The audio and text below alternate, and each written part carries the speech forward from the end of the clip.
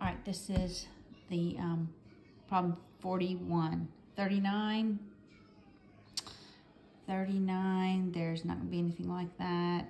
But 40, you should understand as you read this. It says a paddle wheel of the steamboat 22 feet in diameter. That's going to give us the amplitude. The amplitude is always half of the diameter. So my amplitude is going to be 11 feet. Look, I've written it on the board. If you can see it. Amplitude is going to be 11 feet. All right. Then it says the axle of the wheel is 8 feet above the surface of the water.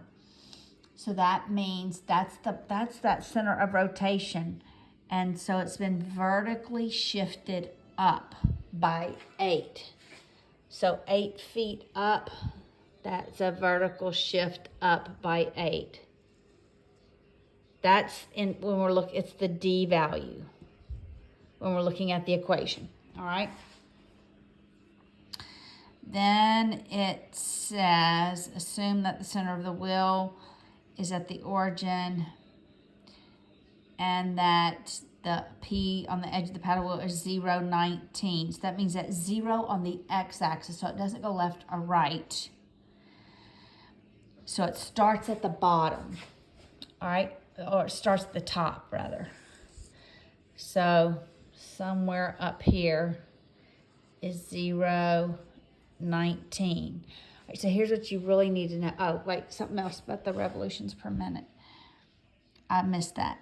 And it's turning at 3 revolutions per minute. Okay, 3 revolutions per minute. So then I asked myself, how long does it take to do 1 revolution? If 3 revolutions are per minute, I take 60 seconds and I divide it by 3. So it's 1 revolution every 20 seconds. This is my period, right?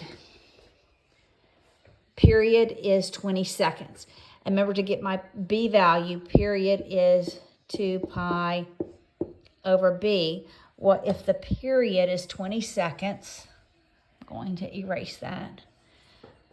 20 seconds. Swap my extremes.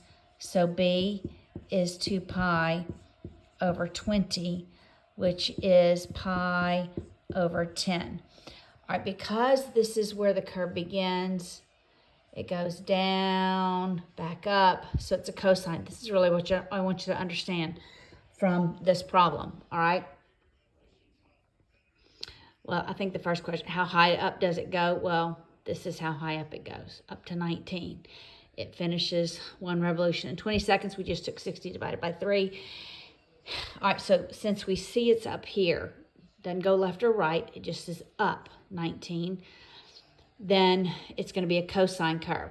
All right, so what? We start off with our amplitude, 11, cosine.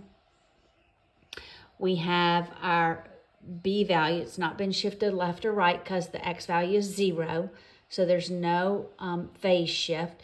So it's just cosine pi over 10t, and then we have that vertical shift up by 8. So then we add 8. That's really what I want you to see here. But I can't do, I'm doing a crazy job of this. All right, that's what the function would look like.